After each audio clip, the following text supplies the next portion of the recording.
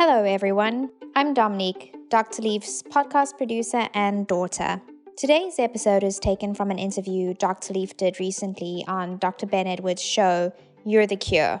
In this interview, Dr. Leaf and Dr. Ben discuss how to make stress work for you and not against you, epigenetics, how neuroplasticity works, how quantum physics affects your mental health, and so much more. Before we begin, I want to give a shout out to everyone who has left a review and subscribed to this podcast. We love reading your reviews. Like this one review from a listener. I love listening to Dr. Leaf's podcast and following all of her content. She gives practical tips backed by her expertise and research to help us live better lives. I'm a strong believer that if we can't help ourselves, we can't help anyone else. So if you love this podcast, please consider leaving a review, subscribing, sharing with friends and family, and on social media.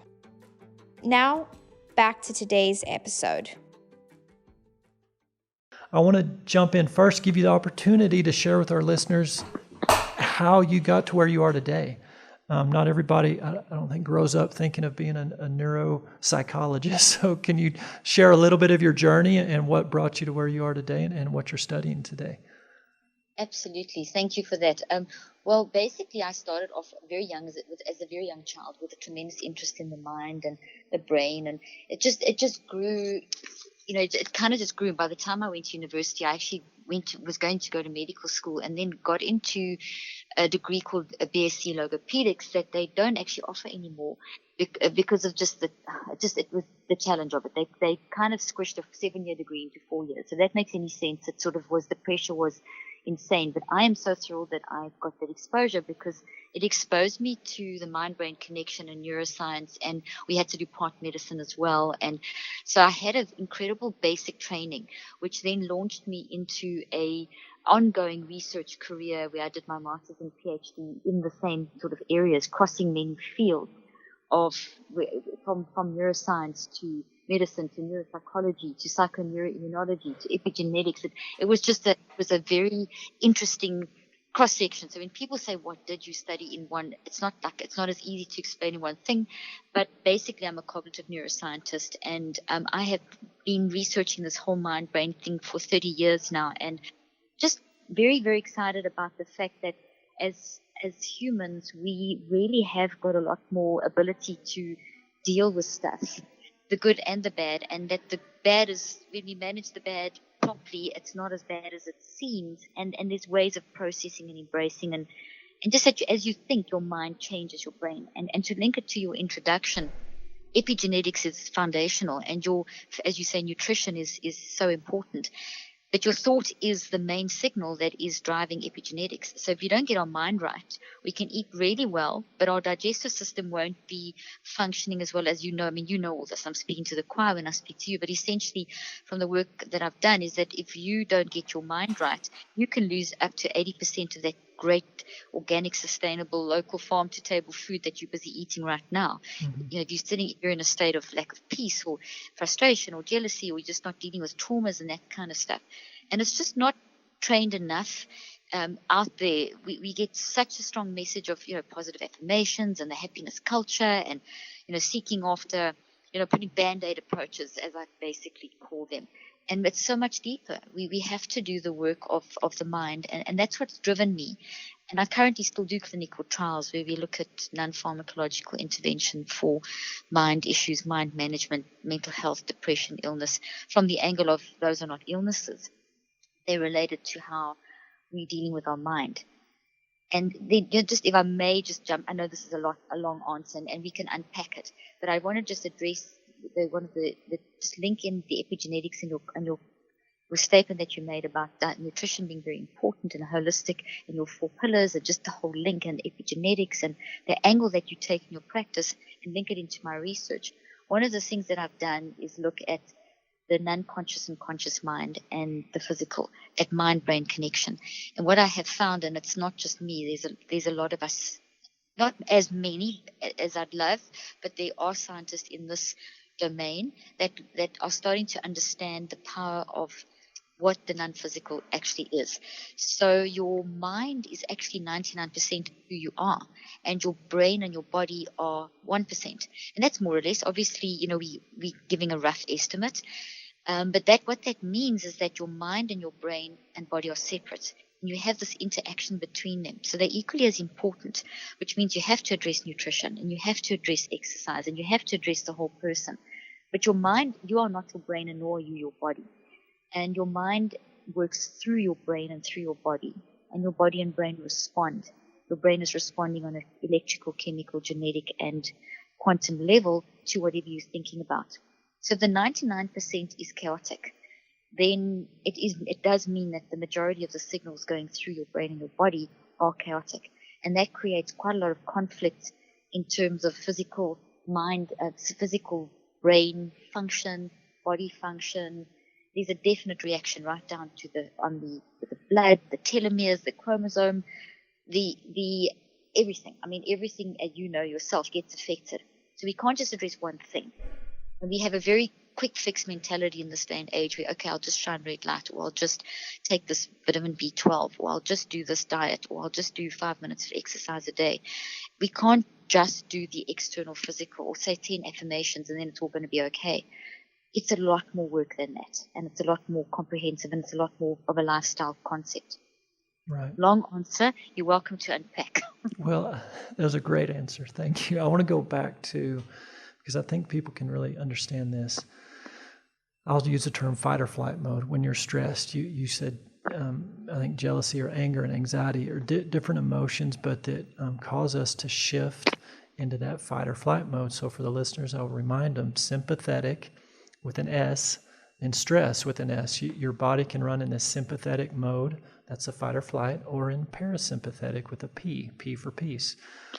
And if you think about back in the day, 200 years ago, you're hiking down the trail in the mountains and a mountain lion comes across your path, you need to flip into fight or flight mode to kill the mountain lion or run away from him.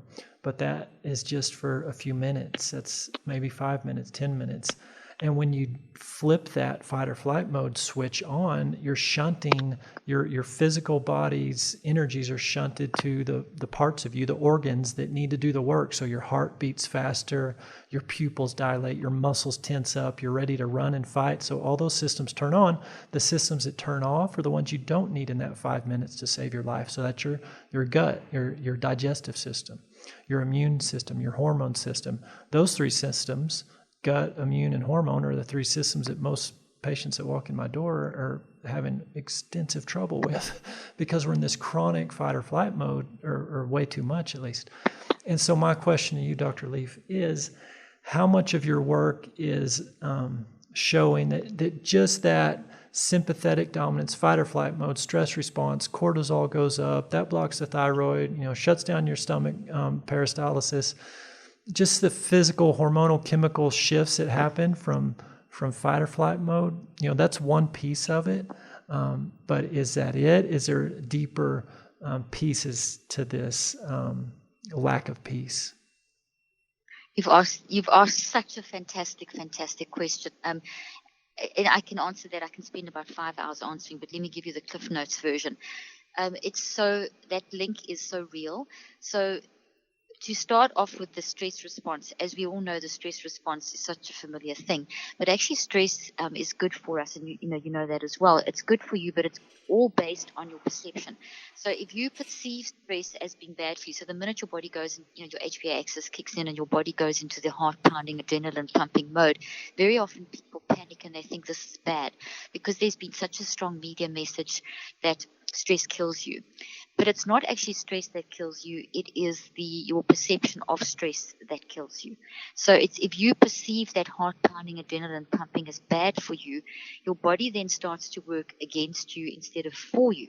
And then we have an issue, because now instead of the more or less 1,400 neurophysiological responses that start working in your body as we go through the day-to-day reactions of life, instead of them working for you, they start working against you. And as you said so clearly, instead of getting a balance between our parasympathetic and sympathetic nervous system, we now get an imbalance.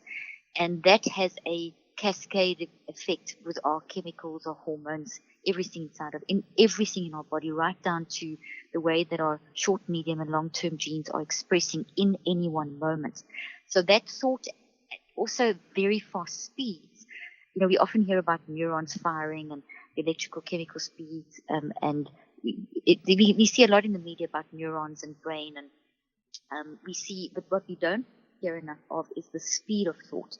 And the speed of thought is way beyond the speed of the firing of the neurons in the brain. The neurons in the brain are firing at actually quite slow speeds in comparison to how fast your thoughts will impact your entire body, your entire gut system, your immune system, the genetic expression, your cardiovascular system, the gut biome, everything, all the areas that you've mentioned, and everything else in the physical body. It's instantaneous. It's at quantum speeds. So therefore, the full impact of our responses to the daily stressors of life is vital to manage.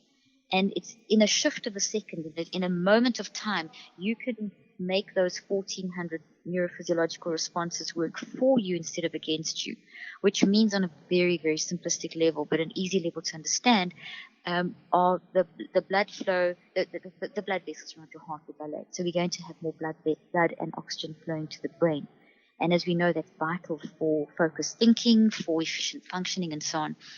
If we see stress as bad for us and we get caught up in the physical reaction, then as we know, we're going to get an imbalance between the sympathetic and parasympathetic, and all those 1,400 neurophysiological responses will work against us instead of for us instantaneously, and our blood vessels around our heart will constrict instead of dilating, which means less blood flow to the brain and less oxygen to the brain. And all of that has this cascade effect through the body, affecting everything: gut biome, immune system, hormones, everything.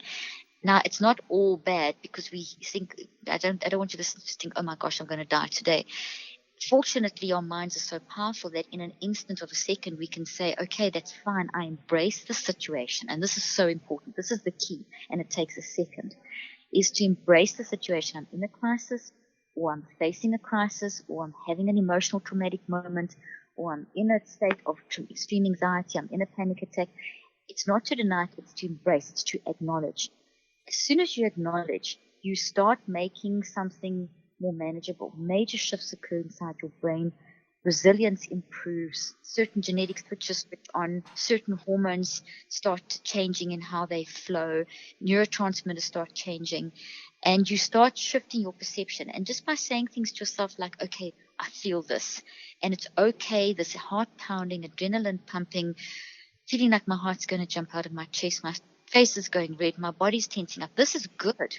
This is good for me. This means that I am actually going to be able to focus on the situation. I'm going to be able to, and this is a term I use a lot, freak out in the love zone, which is cry, scream, shout, but you're not in denial. You're in acceptance. So you're in an embracing of this moment and an embracing of your body reactions, and that shifts the complete functioning of your brain and your body, which then sets up a very positive feedback loop between the mind and the brain, which is what you want.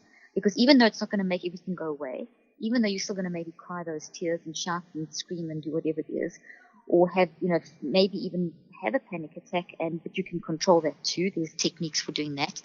The big thing is you've got to down-regulate your parasympathetic nervous system, restore the balance, and by that mental shift of embracing this moment and saying it's okay, this is actually good for me, you have an instantaneous shift in the physical reaction. When that happens, you can then start dealing with that situation one small piece at a time. Right. So it's really almost what kind of goggles or what interpretive sunglasses are you wearing when these circumstances come in your life and this response it happens in the body, in the physical body. Just the acknowledgement of it, but the acknowledgement of it in a way that's lines up with the truth, which is it's okay. God designed my body this way. Now let's use this to focus on what's really going on. And I, all the time with my patients, I'll tell them, if they're believers, I'll quote scripture and remind them that all things work for the good. So if all is all, that means that bad letter from the IRS, or the fight you had with your spouse, or your boss yelled at you or got demoted or whatever the quote unquote bad situation is happening in your life, foundationally, if your belief is lined up with that biblical scripture, then you take captive that thought and you understand this is going to be for my benefit. This is actually good, and God's designed my body to and has equipped me to handle this. But it starts with that thought and that understanding. Absolutely. And this, as you're doing that, as you line up with the correct way of thinking, you, even though you may not get your solutions immediately, you're in a state of mind and in a state of body where you can actually start identifying and getting more wisdom for what the solutions would be. So just taking the concept of renewing the mind and bring all thoughts into captivity, all those two are such key phrases in the Bible that for me are key to turning this whole situation around, because those scriptures, as you know, Ben, are quoted so often. But do people really understand what they mean? Because essentially, if you look at the concept of renewing mind, ends with an ing, and even if you go back in the history of the word, etc., you'll see that it's not a one-off situation. We as humans are supposed to have a lifestyle of constantly self-regulating, which is what renewing of the mind is. Self-regulating the way we are thinking, the way we are feeling, and the way we are choosing. And thinking, feeling, and choosing is mind. Mind is that 99% part of you. So it's your spiritual part. So in science, we talk about it being the non-physical, conscious and unconscious mind. Spiritually, we talk about it being the spiritual nature. And that spiritual nature is 99% of who you are. And your spiritual nature is driven by this phenomenal power that we have as thinking beings made in the image of a thinking God. We're brilliant. We are able to think as we think, we feel as we feel, we choose. So thinking, feeling, and choosing go together. We're doing them at 400 billion actions per second on an unconscious level.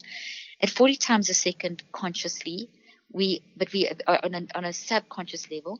On a conscious level, we're aware of our thinking, feeling, and choosing every 10 seconds. If we self-regulate that thinking, that conscious thinking moment, then we are actually going to be bringing all thoughts into captivity. So I know this is a mouthful, but if you just look at the logic here, we're instructed to be in a state of renewing, which means self-regulation. You're supposed to be regulating how you're thinking, feeling, and choosing, and lining it up with truth all the time, not just now and then, all the time as a lifestyle. So part of that thinking, feeling, and choosing is that you build thoughts. You think, you feel, you choose. As you think, feel, and choose, you build thoughts. Where do you build them?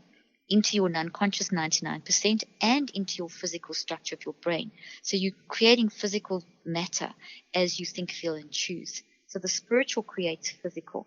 That physical thought becomes the root of your words and your actions.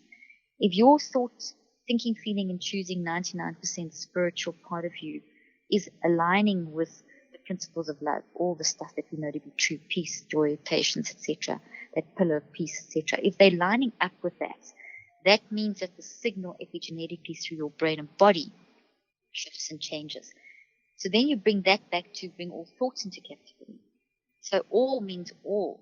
And so the key word in both of those scriptures or concepts are all and ing, which means constantly doing. So we're supposed to be leading a lifestyle that is self-regulated constantly.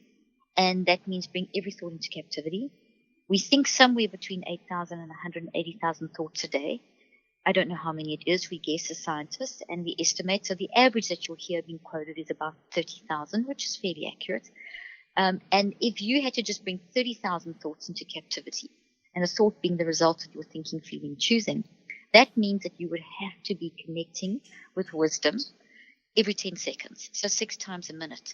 We see from neuroscience that this is actually possible. Neuroscience tells us how the brain works in response to the mind. It doesn't tell us that the brain produces the mind. That's the wrong way around. Neuroscience actually tells us how the brain responds to the mind.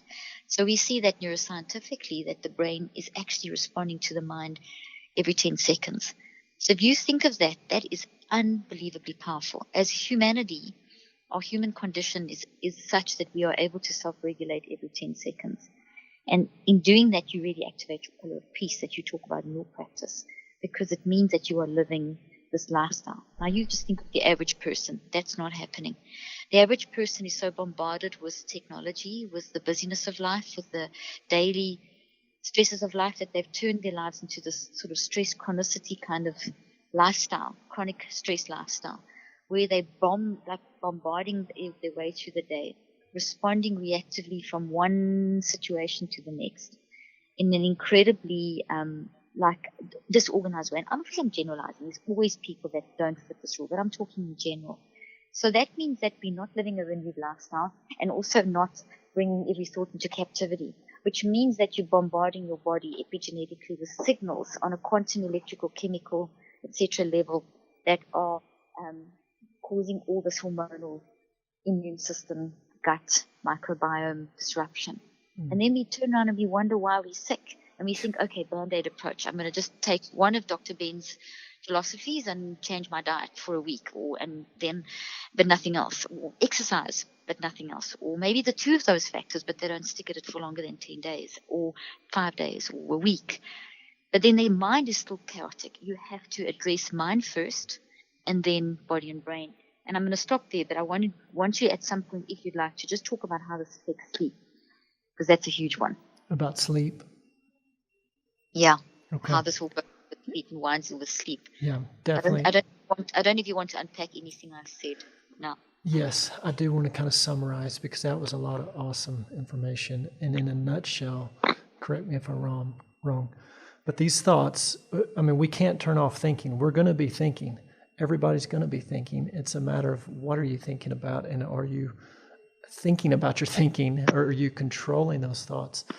So thinking's going to be happening, and it's a matter of, are you letting this wild, chaotic thought process just happen unregulated in your body, in your mind, all day long, every day, day after day, which I think the standard American for sure is. But the impact on the physical brain tissue, your brain is actually changing, and we'll talk about more after the break about neuroplasticity, and that we used to think the brain was a static organ, but now we know it's not, and you were onto this years ago. But how does it change? It gets changed by the mind, all those thoughts. And of course, then the downstream from the brain is the body and all the physical parts below the neck that get impacted. And that's why it goes back to the point I made earlier. I almost will feel guilty sometimes just talking about diet so much, because I understand this diet's really not going to do much if your chaotic thinking is not regulated. So it's so impactful on the physical level. And that's what I want to drive home. I want the listeners to understand that the mind and the thinking in the mind impacts the actual physical tissue of the brain and the physical elements in the body. So we're getting into quantum versus Newtonian, and when we come back from the break, we can kind of talk about that too, and what the difference is there and the shift in thinking there, because people have got to make that quantum leap to understand that thoughts, and I think I read this in one of your books, thoughts can actually be traced, disease can be traced, all disease, physical diseases can be traced back, 75 to 95% of all physical disease could be traced back to a thought. And a thought can actually impact the unwinding of the DNA and the genes being expressed. So when we get back from the break, we're going to talk more about the brain neuroplasticity. What does that word mean? And some quantum versus Newtonian. And then we'll get into some actual practical application of this too. So stick with us. We are visiting with Dr. Caroline Leaf. This episode is brought to you by Juve, an at-home red light therapy device. Red light therapy is a powerful, non-invasive treatment which delivers natural wavelengths of light to your skin and cells. Numerous studies have shown red light therapy can be an effective modality that we can use to help heal and improve our mental, cognitive, and physical health. It's one of the best things I recommend for optimal health and an integral part of my self-care routine. Head over to juve.com/Dr. Leaf. That's JOOVV/DRLEAF. And if you use the code Dr. Leaf at checkout, you'll get a nice bonus gift with your purchase.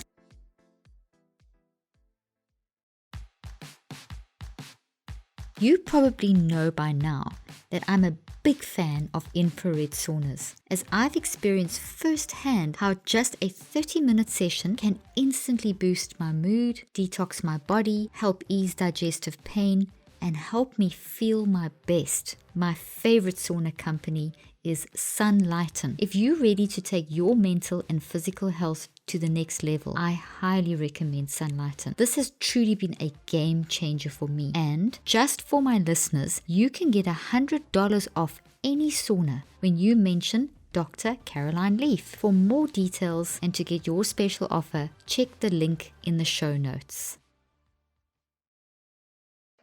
So that leads us to the neuroplasticity topic. So Dr. Leaf, if you can, explain to our listeners that concept of the thought that the brain, the organ, the tissue itself, once it was made, and it couldn't be changed. Talk some about that thought process and how that's changed and what the current research is showing. What we thought was correct. Now, I mean, you know yourself, we talk about the immune system. It's only recently that they discovered that the brain has its own immune system, and that's very recent. So for a long time, we didn't realize the brain had its own immune system that's connected to the body's immune system. For a long time, we thought that so much about how the brain and body functions, and that relates to neuroplasticity.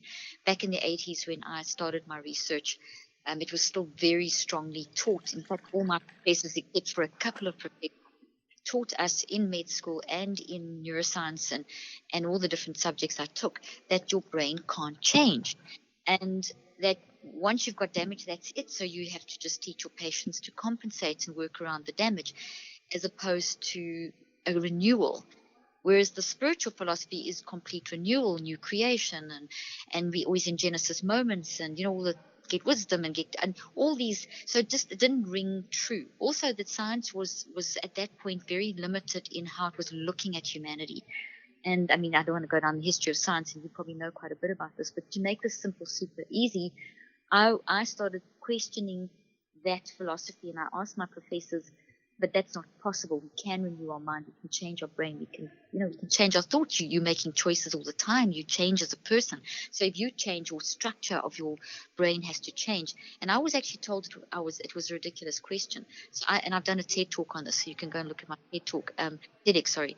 The basic concept is that we were told that once your brain was damaged, it can't change. And I was told this was a ridiculous question.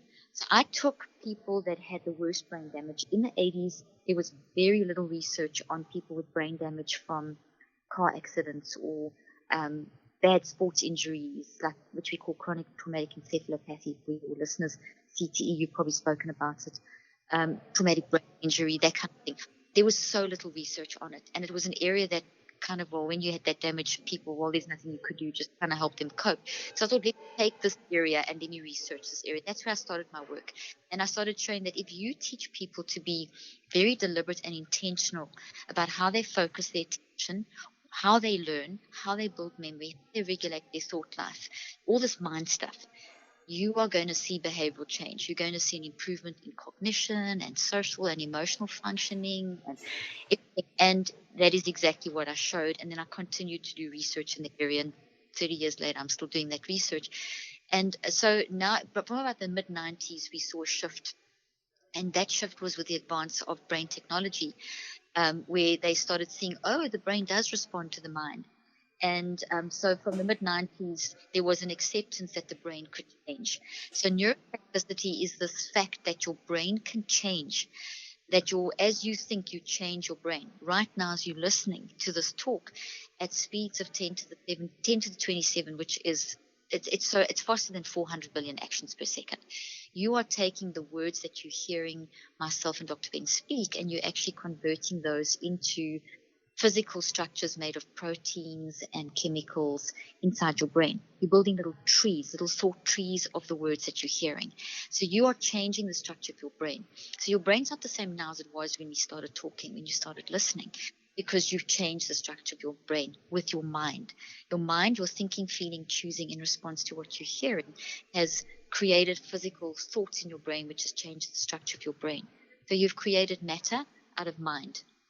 So mind changes matter, mind over matter, and that's the reality. And those thoughts also never stay the same, because each day you're experiencing new things, you're learning new stuff, you're experiencing life, so you keep changing your thoughts and changing your brain. And that's neuroplasticity. A lot of the world a lot of the sort of there's two approaches in science. The one is that what I've been explaining, that your mind is separate from your brain. Your mind works through your brain responds to your mind's part of the 1%, and with your mind you change your brain. The other philosophy in science has got no solid scientific base, but it's very dominant because it fits a nice marketing message, is that you are your brain, that your brain produces you and your mind is just a mistake, and that you have no free will and you're pre-programmed and that's it. And that's very convenient for just giving people drugs and saying, okay, well, you're depressed, you've got a clinical depression, you're ill, you're a broken brain, and so it's a very hopeless and a very damaging philosophy, and it's very dominant and has been very dominant for 50 years and longer, but 50 years specifically, and it's created a whole massive problem in today's current generation, where we're seeing people dying 15 to 25 years younger than they should, including children, from mind management issues, which they don't need to die. It's preventable. It's stuff that's preventable. So we've reached a very interesting point in history where our mind management's got so out of control that people are dying, when the advances in medicine and technology and diet and exercise and all these things are so advanced and knowledge is so accessible, yet we have people dying younger and living worse quality lives than they ever have in any period in history when it comes to the actual emotional state of humanity. Yeah. Well, we're probably bombarded more than any time in history with technology and with thoughts coming in from all different sources and avenues. It's almost like we need to guard our lives and purposefully try to create some space to not be bombarded so much. It's hard. It's challenging enough to be proactive in thinking about your thinking without being bombarded like we are these days. I like to really drive home the point, and as you can probably see, I'm really trying to lay this foundation for our listeners, for hopefully future shows too, to get people over this hump and make this quantum leap, that we're so much more than physical, chemical, which obviously just from the first half of our show, that I think that's clear, but I want to really drive home Newtonian versus quantum and help people understand that. Because people think when my blood sugar's high or my blood pressure's high or I have a migraine or whatever the physical symptom, or even depression, a mental symptom, that there's a physical thing going wrong. And there is some physical things going wrong, but you go deeper and deeper and deeper. And I describe it to folks, if you had a microscope and could put it on your rash, on your eczema, and look at it and go deep enough, you'd see the skin cells, and then you go deeper and you would see those cells are made out of lots of molecules, but those molecules are made of atoms, carbon, nitrogen, hydrogen, oxygen, all these atoms. But then you go deeper, atoms are all made of the same stuff, electrons, protons, and neutrons, these particles that are either negatively charged, positively charged, or neutral. And we used to kind of think that was it. That was the bottom of the microscope. That was as far as we could see. Those were the smallest particles, but then it turned out, no, there were subatomic particles and quarks and tachyons and all this. I mean, you keep going far enough down, you get to where there's not actually a particle anymore. It's vibrational energy, it's frequency and wavelengths and, like sound. And there's energies in our world and that are invisible, and you're moving into this quantum realm where you're beyond particles. And when you even think about an atom and an electron, proton, neutron, I think people can remember back to science class, and we'll say a hydrogen atom, you've got the core, the nucleus, you've got that proton, neutron, and then buzzing around that, orbiting around that nucleus is the electron, the negatively charged particle. But that whole structure, 99% of that space is empty. The positive and negative charge only take up a very small part of that. So really, we're all mostly empty space, even though this desk and microphone and chair looks solid, and my skin and my fingernails look solid. It's this empty space full of vibrational frequency and energy. That is quantum. That is getting into the quantum, and that's where we can understand how to connect everything Dr. Leaf is saying. A thought, a word, these things can translate and impact the physical, because when you go down deep enough, that's where all this comes together, where you get into how could a word and a thought impact my gene being turned on or not. And that's where all the action is. So Dr. Leaf, do you have anything to add to that Newtonian versus quantum Absolutely. explanation? Beautifully explained, Dr. Bennett. So basically, picking up from where you ended off with the waves, what is easy to understand is if you think about looking at yourself in the mirror, you're looking at the full human, but at your most foundational level, you are waves of energy. And then that translates back up into the particles and the cells and eventually the physical. So you must never look at yourself as just being the physical. You need to see yourself as being the physical, but your biggest part of you, the foundation of you, are these waves of quantum energy that scientists are now starting to get an insight into. And these waves of energy, they even call them love waves because they are vibrating at frequencies that bring health. And that's the natural design. The default design is that at our most fundamental level, these waves of energy that we made up of are vibrating at different frequencies that are healthy. And that we, with our thinking, which is also a frequency, it's also an energy, but it's an intelligent energy from God. So in Him we live, move, and have our being. So it's an energy of wisdom. We're alive because God is allowing us to. We're connected to God, and God is pouring the energy of life through us. So as you think, feel, and choose, you're drawing on the energy of God, and anything from God is good. So the waves of your default mode of functioning are these good waves. But you can take that thinking, feeling, and choosing and make the wrong choice, and then you disrupt that energy at that level. You disrupt those spaces, and that then translates into affecting everything upwards. And so our mind is at this very expansive, hugely complex quantum level. And part of the research I did in the series that I developed, and in my book you'll see pictures of this. And we've also now, Dr. Ben, I've got an app out called Switch, where I take all these principles, and it's all audio driven, and it's all these 5 steps, and all these principles of how to manage your mind. I've now put that into an app, which is an organic developing process, but it helps you to actually get this mind management that we need to do daily. This every 10 seconds, bring the mind into captivity daily.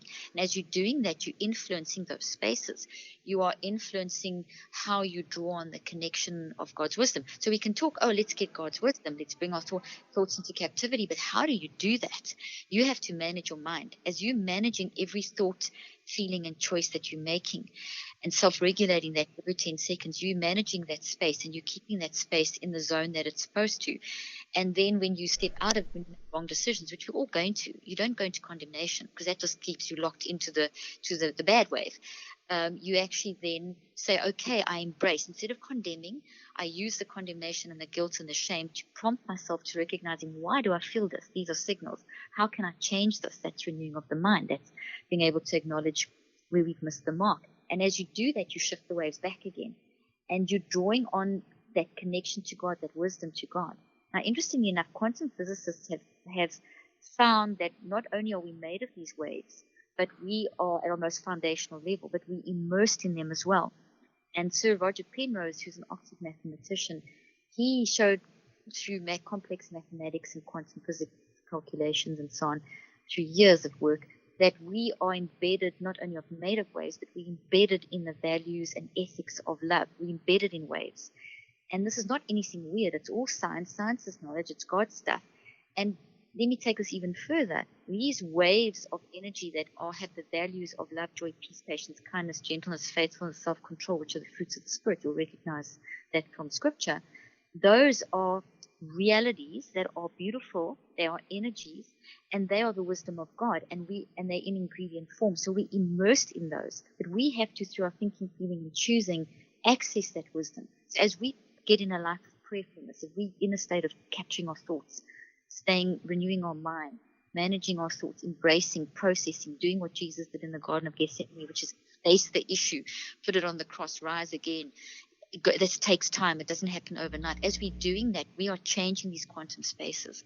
And science is advancing so fast in this area of quantum physics that last year, some scientists, physicists won the Nobel Prize on their work on gravitational fields. And gravitational fields are these spaces, are these quantum waves, these real things. They're not unreal. So we have reached a time in history where we're starting to understand the power of humans. And the last thing I want to say about quantum physics, there's so much to say about this field, it's incredible. But one of the things is that 95% of quantum physicists that are studying these deep questions, philosophical and scientific questions, because they blend. When you get to this level, you're blending spirituality, philosophy, and science. They are believers in the supernatural being. They believe you cannot exist, that humans are the pinnacle of creation, that they are making the miniature choices that God made at the beginning of creation. 95% of quantum physicists talk like this.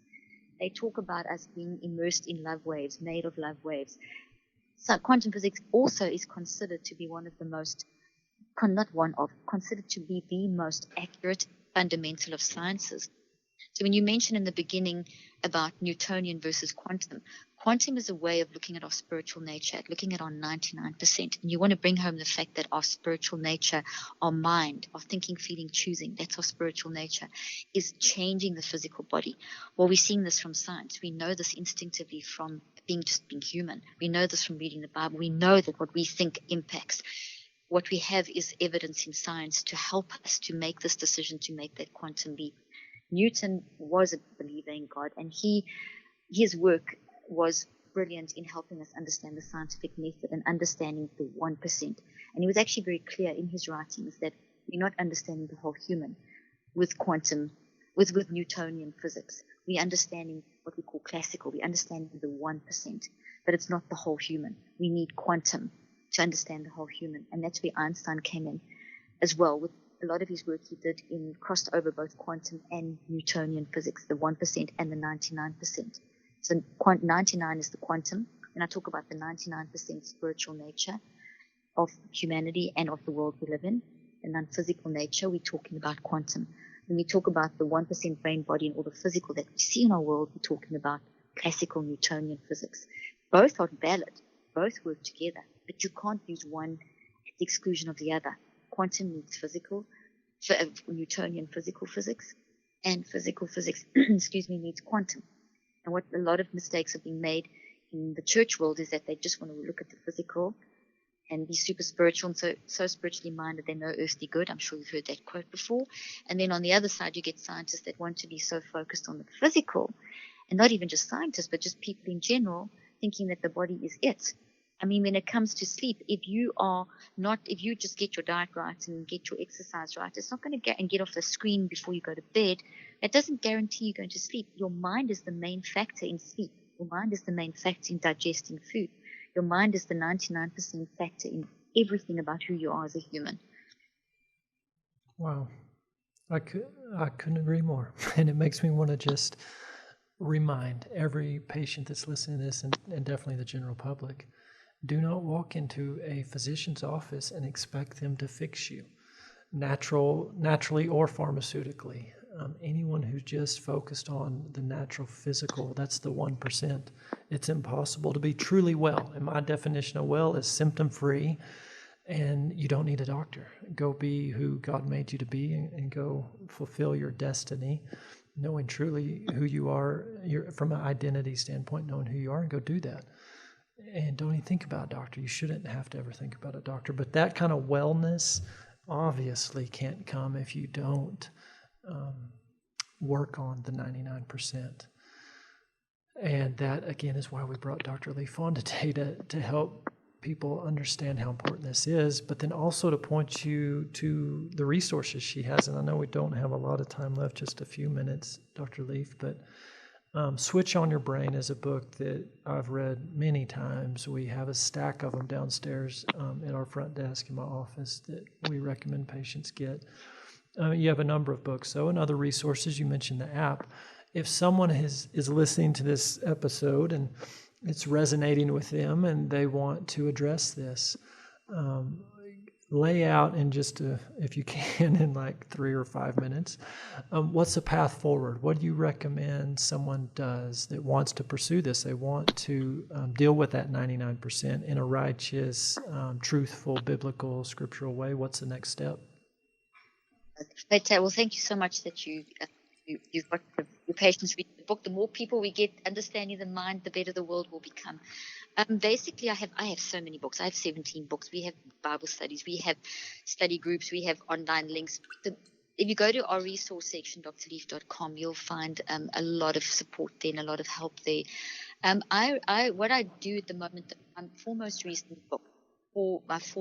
books, I call my Mind Toolbox, and that along with the app. So it's five basic resources that I believe are extremely easy to apply and extremely easy to use. And the one is Switch on Your Brain, as you've mentioned. The other one is the Perfect You, which has got some of my profiles in that help people understand the unique way they think, feel, and choose, and all this quantum stuff we were speaking about. Then I've got a book called Think and Eat Yourself Smart, which has the only rule I have in there for eating is eat real food mindfully. So I talk about the concepts, and I know it's what you talk about too, basically what real food is. And then I go heavily in that book into the mind component, because eating is a mind thing. So, for example, your pancreas doesn't secrete the required neuropeptides that are needed for assimilation and digestion unless your mind is right. So in that book, I address the mind side. I address what eating processed food does to the brain and the thinking, and I have 12 tips in there and I know it aligns with what you're teaching, but you'll see that the majority of my tips are mind-based. Then I have my most recent book, which is Think, Learn, Succeed, and that one basically addresses the mindsets that we need to renew our mind to, which is basically how we should wake up in the morning and face life. Like, you're going to face someone's going to frustrate you today or worry you today or whatever. You need to have a forgiveness mindset. You need to have a good stress mindset, which is what we spoke about in the very first question, how to make stress work for you. So it's kind of a 15-second thing that you do in the morning when you wake up.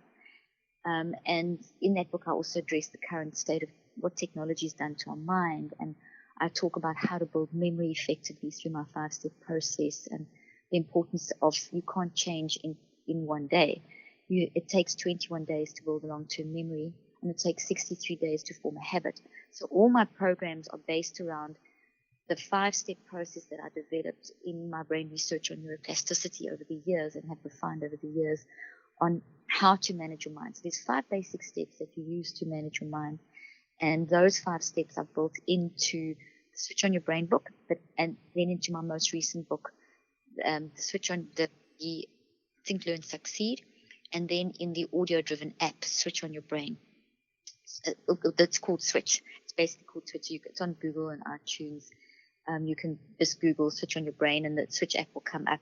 And in there is an ongoing resource where I walk people through all these principles that we've been talking, but in bite-sized chunks, and help them set up a daily program for doing the 5 steps, which are how you learn to self-regulate, renew your mind every 10 seconds, all that stuff we've been speaking about. It's the how-to of doing that. And in that, there's a lot of other resources as well. So I always recommend people try and get the Mind Toolbox, which is the 4 books, and the Switch app. They work beautifully together. And then we have a lot of podcasts and blogs and, the normal stuff that everyone has. And we even have built into our Switch app, I've built in resources like if you're in a panic attack, what do you do? So it's like a guided meditation on how to manage a panic attack, and all these things are being added and whatever. So yeah, if they go to drleaf.com, they can get a handle on all these resources. And we've also got study groups. So I mentioned that as well. So for every book, like the Mind Toolbox, so for the Perfect You, or for Switch on Your Brain, or Think, Learn, Succeed, or Think and Eat Yourself Smart, we have a workbook and a DVD link. So, and it's a 9-week program, so people can do study courses together. That's it. There's lots of resources on YouTube. I have a TV show on YouTube as well, and a podcast. And I highly recommend all those. I can tell you the Switch on Your Brain, 21-day brain detox, those have helped me. My point is everyone needs to deal with these issues of thoughts that aren't lined up with the truth. And these resources, in my opinion, are the best way to do that. So I encourage everyone to go to drleaf.com and check those out. And I'm really excited to know you have that app. I didn't know about that, so I'll have to check that out. That's new. We just released that a couple of months back, and it's great because it's constantly being upgraded. New things added. And the 21-day detox you referenced, the online program, the Switch app is that on steroids. So it's like the new version, and it's now audio driven, and it's so much more dynamic and organic. And we've taken feedback from people using the 21-day detox, which has been, we have hundreds of thousands globally using that. And we've taken the feedback from there, and we've built it in now to literally a hold your hand process. So, and that 21-day detox you can still get access to through the app. So we've really try to help people really, really manage this process. And it doesn't take long. Once you've got this under control, once you understand the principles, the app trains you in everything, and you basically spend 15 minutes a day to train yourself to live a lifestyle of mind management. It's then everything else. Then they'll listen to you. They'll apply your wisdom that you give them in your practice and everything they're learning on a day-to-day basis, which is really amazing.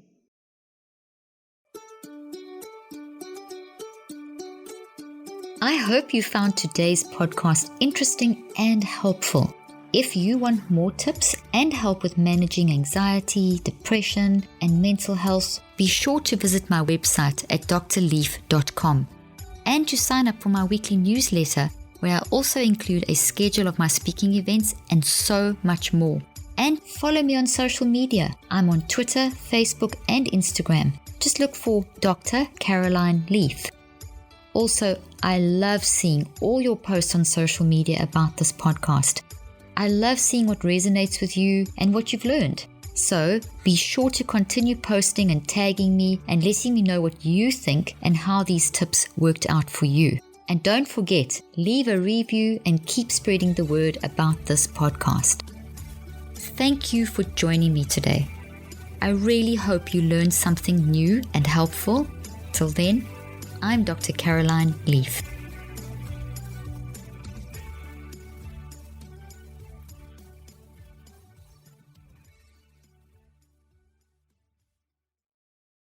This podcast represents the opinions of myself and my guests. The content here should not be taken as medical advice. The content here is for educational and informational purposes only. Please consult your healthcare professional for any individual medical questions you may have. While we make every effort to ensure that the information we are sharing is accurate, we welcome any comments, suggestions, or corrections of errors.